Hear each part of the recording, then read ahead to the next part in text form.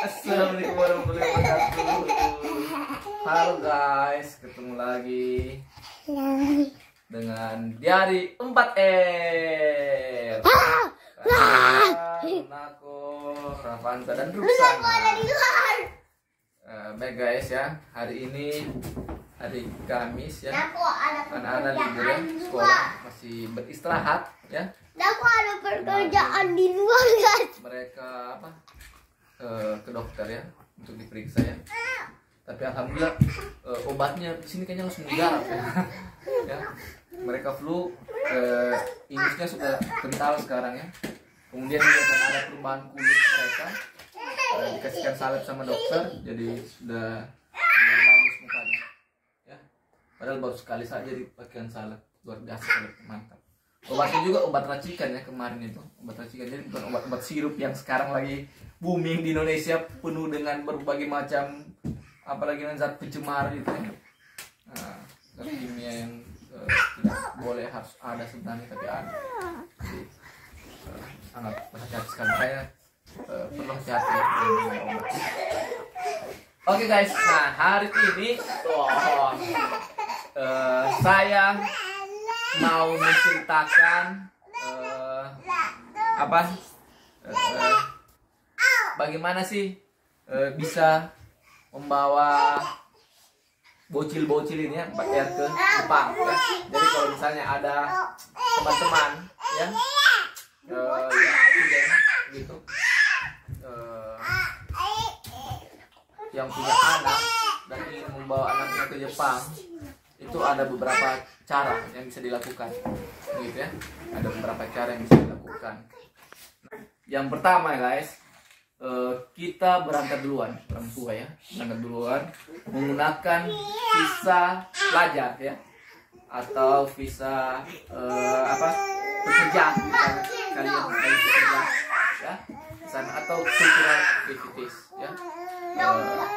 Jadi itu nanti kampus ya menyiapkan semua gitu, kita tinggal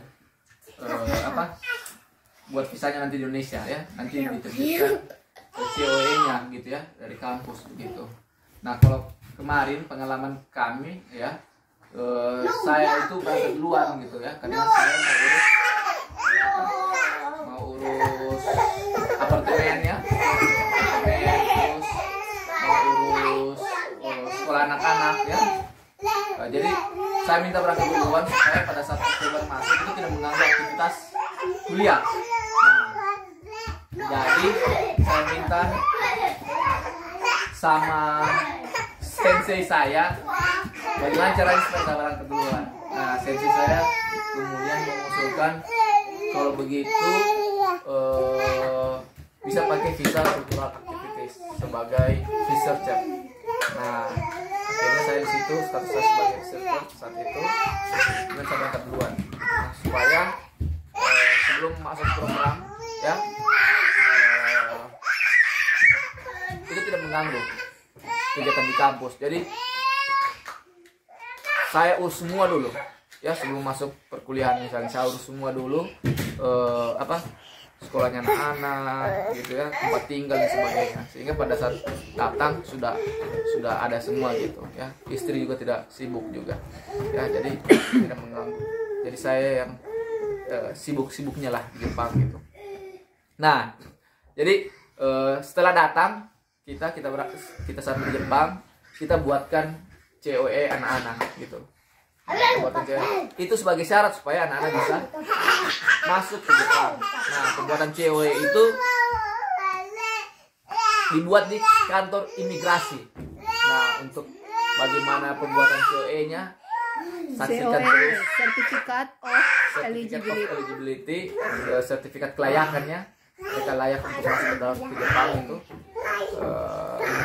itu nanti akan statusnya apa nanti kalau statusnya sebagai dependen tanggungan kita gitu, ya.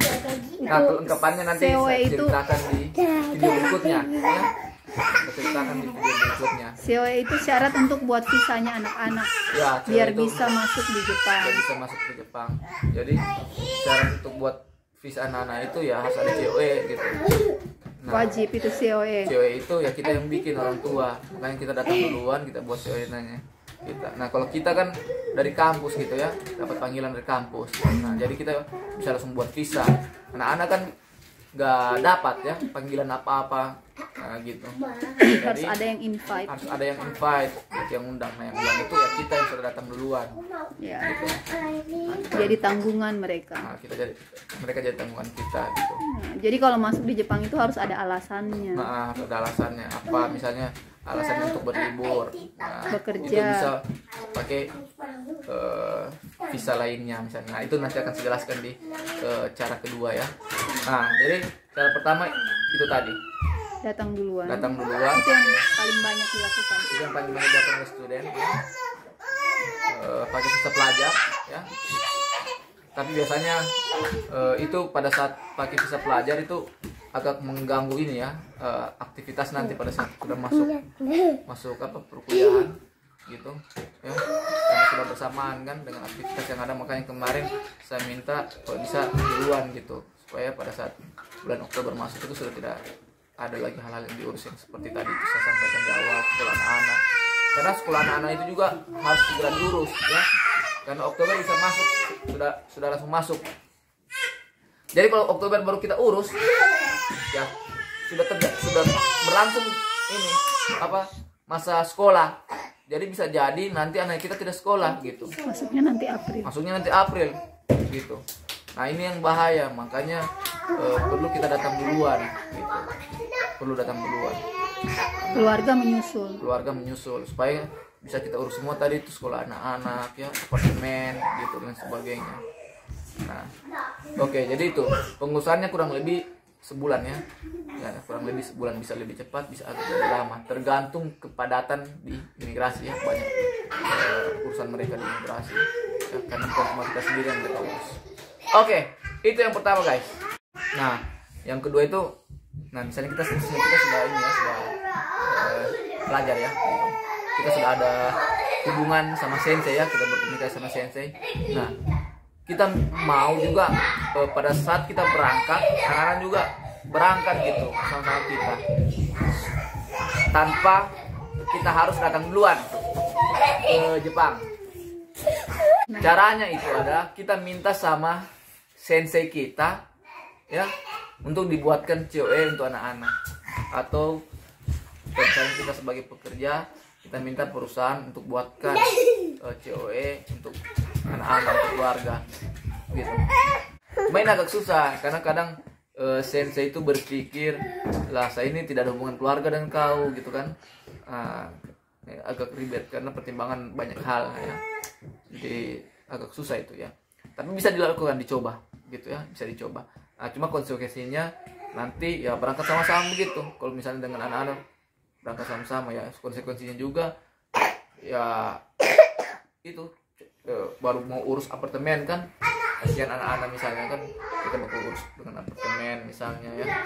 Nah, atau ya bisa juga berangkat sama-sama ya, tinggal di apartemen harian dulu misalnya, atau di hotel. Kalau atau ada teman yang dari Indonesia bisa juga misalnya, atau ada keluarga yang sudah pernah tinggal di Jepang misalnya ya, tinggal sementara di sana ya, bisa juga seperti itu. Tinggal bagaimana itu teknisnya teman-teman, intinya itu metode untuk supaya bisa berangkat juga anak-anak ya. Jadi minta dibuatkan COE sama kampus atau sama perusahaan yang kita bekerja. Oke, itu yang kedua. Oke, yang ketiga. Nah, yang ketiga adalah pakai visa turis, berlaku kurang lebih 3 bulan. Nah, sampai di Jepang kita harus ubah karena cuma berlaku 3 bulan. Jangan sampai karena kan visa itu tadi terbatas waktunya ya, sangat pendek ya, jangka pendek ya. Nah, kita ubah jadi visa dependen, ikut ke kita orang tua, karena kita kan jangka panjang yang lama ya, sampai 3 tahun gitu. Nah, kita ubah di imigrasi. Jangan sampai belum diubah, kita lupa ubah, anak-anak dideportasi gitu. Nah, untuk pengubahannya ini kan juga makan waktu ya, kurang lebih bisa sebulan lebih gitu ya, bisa 2 bulan. Jadi pas datang itu bisa langsung diubah ya. Nah, karena memang ketentuannya itu pengubahan visa itu kurang lebih 3 bulan ya sudah bisa diubah visanya. Nah, jadi pada saat datang sudah bisa diubah visanya menjadi visa dependen. Nah, untuk anak-anak. Nah, jadi itu cara yang ketiga untuk teman-teman. Jadi bisa pakai tadi kita buatkan COE, kita datang duluan ya, pakai visa pelajar. Nah, tapi anak-anak konsekuensinya itu dia tinggal ya di Indonesia. Nah, kalau misalnya orang tua dua-dua langsung berangkat, anak-anaknya ditinggal di Indonesia. Ya bagus kalau ada yang jaga, tapi kalau tidak ada yang jaga, kasihan kan? Gitu. Nah, makanya kemarin kalau saya inisiatif, saya duluan berangkat, istri masih bisa jaga anak-anak, gitu ya. Kita tidak titip ke keluarga misalnya. Kasihan juga keluarga dititip banyak anak 4. Jadi saya berangkat duluan, kemudian setelah itu saya balik lagi jemput anak dan istri. Anak-anak sudah ada COE-nya, istri juga sudah ada, aman. Yang kedua, pakai visa tadi itu dibuatkan oleh COE dibuatkan oleh kampus atau perusahaan, minta sama sensei-nya. Agak susah ya, ini agak susah. Nah, yang ketiga itu tadi pakai visa turis ya. Nah, itu kemarin waktu pandemi itu belum dibuka. Nah, tapi sekarang kalau Jepang sudah dibuka. Ya mudah-mudahan tahun depan masih ada ya, masih dibuka. Jadi teman-teman bisa buat visa turis, kemudian diubah ke visa dependen anak-anaknya, gitu. Ya. Jadi itu tadi 3 cara yang bisa teman-teman lakukan agar anak-anaknya teman-teman bisa berangkat juga ke Jepang. Oke, semoga memberikan manfaat untuk kita semua. Sampai jumpa lagi. Bye. Assalamualaikum warahmatullahi wabarakatuh. Mantap. Mantap.